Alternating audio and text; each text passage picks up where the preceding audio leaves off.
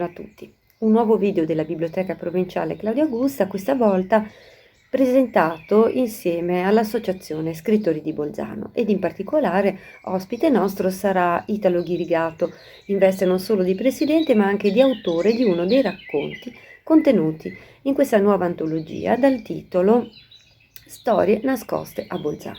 Un titolo intrigante, molto simpatico, come simpatici sono gli interventi di alcuni di questi autori e di queste autrici. Tra le prime è Celestina Vanzini, che presenta il suo racconto Melody, per poi arrivare ad Ettore Frangipane invece con il racconto Il bidello di Regina Elena. Un titolo così diciamo anche molto equivoco, ma che ci stuzzica la curiosità, per arrivare poi ad un altro titolo simpatico e intrigante come quello di Italo Ghirigato, Un triangolo nascosto. Marina Michelotto ci porta invece nel centro storico di Bolzano, in particolare presso l'archivio storico, e il suo racconto si intitola Una storia che non conosco. Marco Passarello invece punta molto sull'ironia e racconta così in chiave molto comica le sue avventure con i riparatori bolzanini nel racconto Io e i riparatori bolzanini.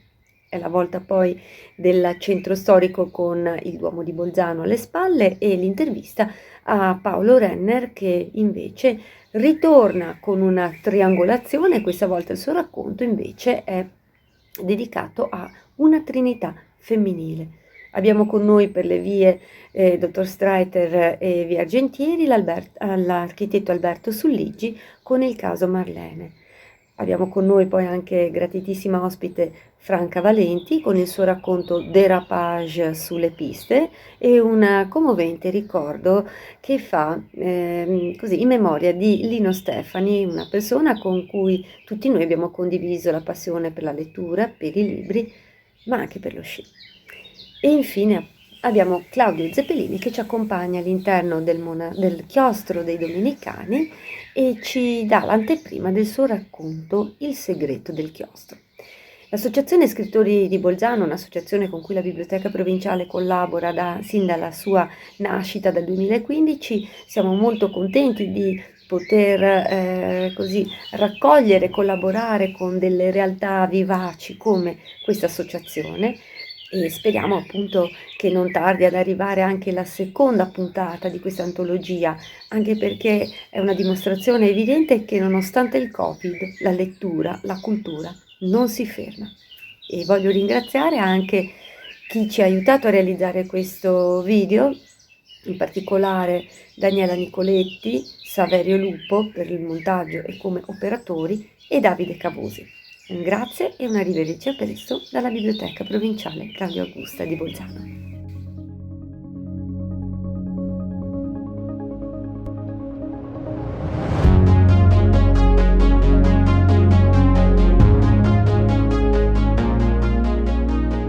Storie nascoste a Bolzano è una antologia di racconti brevi scritti da autrici e autori che vivono nella nostra città. Nascoste, perché storie nascoste? Nascoste in due sensi: da una parte perché sono poco conosciute o addirittura sconosciute nella storia con la S maiuscola della nostra città, dall'altra perché sono pescate, quindi nascoste nella mente dei nostri autori, delle nostre autrici e quindi nei ricordi o nell'immaginazione creativa. Ecco, in questo video si presenteranno queste autrici, questi autori e naturalmente non riveleranno tutta la trama, ma con alcune parole intriganti cercheranno di incuriosirvi e quindi buona visita.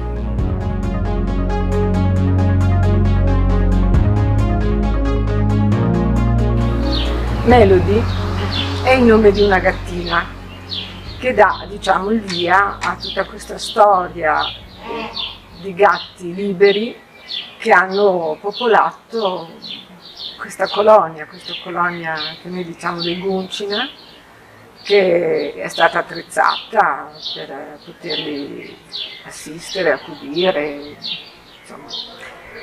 E la prima persona, ecco, che viene trattata, insomma, in questo racconto è una ragazza svedese che di nascosto la notte veniva a dare da mangiare ai gatti. Poi via via, insomma, questo Marcel la aiuta e l'aiutano tante altre persone. I gatti poi si spingono al cimitero. Perché si spingono al cimitero? Al cimitero si ripropone tutta la vita di una colonia di gatti, ma è un cimitero e che cosa succede in questo luogo?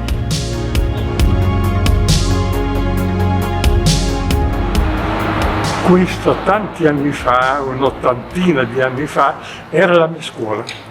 Si chiamava allora Scuola Regina Elena, all'origine Kaiserin Elisabeth Schule. Dopo Regina Elena Dante e adesso si chiama Scuola Dante Alighieri.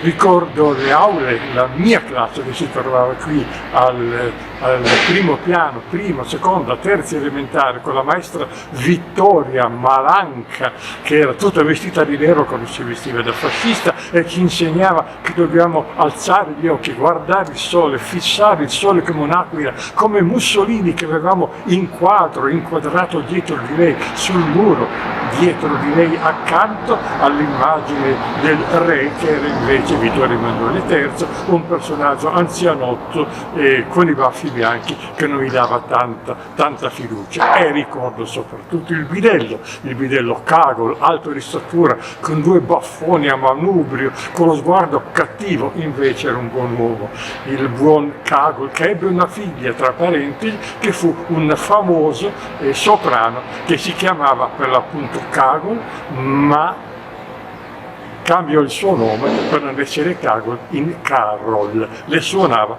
meglio, Laura Carol.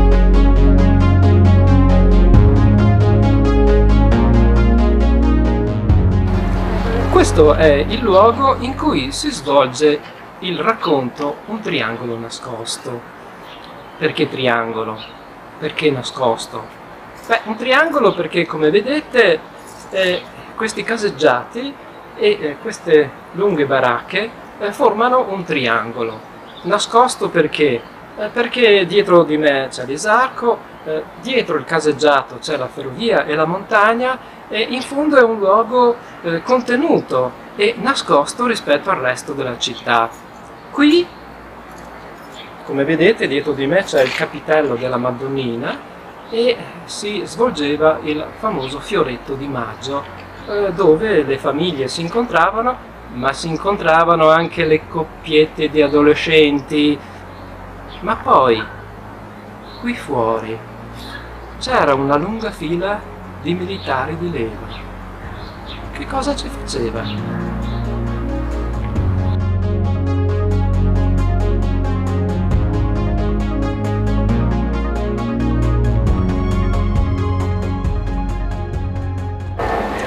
Allora, sono qui nell'antico municipio di Bolzano perché qui ci sono celate molte storie, alcune dimenticate, alcune misconosciute, altre storie che non sono diventate storia perché troppo banali o poco importanti. Io mi sono immaginata una certa Lucia Frischin, donna alla quale è dedicata una via di Bolzano, scendere per queste scale appunto dell'antico municipio con un documento importante tra le mani, impossibile da ottenere per gli uomini e ancora di più per le donne. Però nel 1590 Lucia Frischin riesce ad ottenere il domicilio a Bolzano. Che cosa si sa di lei? Ben poco, che era vedova, che pagò 25 fiorini, una cifra esorbitante per allora, e poi basta, la vita, i pensieri, perché volesse venire a vivere a Bolzano, questo no. Questa è una storia che non conosco, però globalmente scritta. Quindi, se anche voi non volete conoscere la storia di Lucia Frischin, la trovate tra le pagine di questo libro.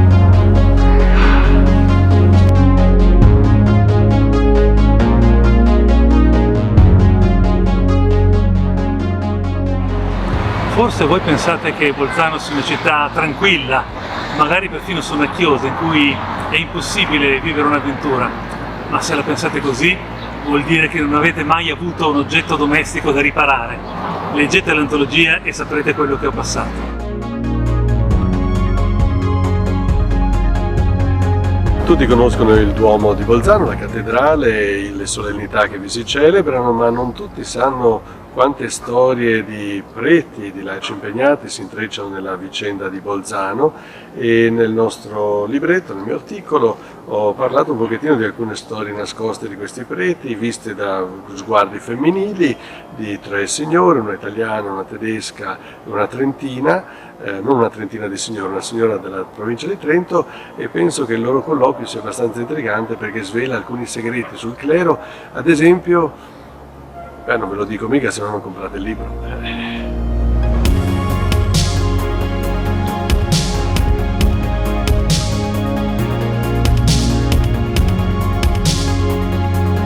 Ho ambientato questo racconto in via Argentini perché è una delle vie della città di Bolzano che mi piace molto. È una via che è misteriosa e al contempo ha mantenuto le sue caratteristiche. Assieme alla via d'Autostreiter era una via che chiude il profondo lotto gotico, e quindi mi è piaciuto ambientare questo racconto in questa via.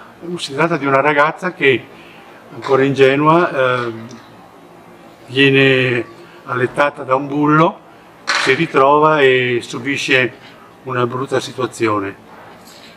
Come andrà a finire la storia? In un angolo della cantina nella casa si intravedevano 2 paia di sci in legno ricavati da un pezzo unico. Erano quelli dei miei genitori. Allora era il 1938 e bisognava risalire le piste a scaletta. Solo negli anni 60 lo sci è diventato sport di massa. La domenica eravamo lassù, vicino al cielo, assieme ad amici e parenti. Le esperienze che ci danno nuove emozioni possono essere insidiose. La pista più grande e difficile è quella della vita. E allora, come per lo sci, dobbiamo fare dérapage. Vorrei salutare una persona. Buone sciate sugli eterni campi di neve, signor Lino Stefani.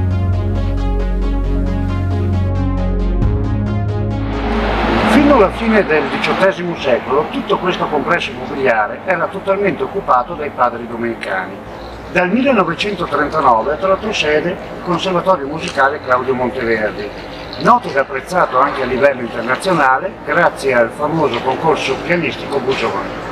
Per accedere al conservatorio occorre percorrere un tratto del chiostro che permette l'accesso diretto alla chiesa dei Domenicani, alla cappella dedicata a Santa Caterina ed ospita frequentemente mostre d'arte. Ma c'è stato un periodo dove in questo tratto di chiostro, apparentemente il più riservato dagli altri, sono successi dei fatti che con la mistica e la cultura nulla avevano a che fare.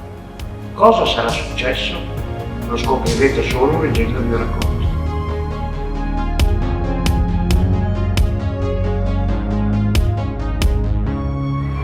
Avete visto e ascoltato le autrici e gli autori di Storie nascoste a Bolzano. Contiamo che abbiano solleticato la vostra curiosità, ma anche il vostro sostegno, pensando che andrete a acquistare il nostro libro. Grazie e buona lettura.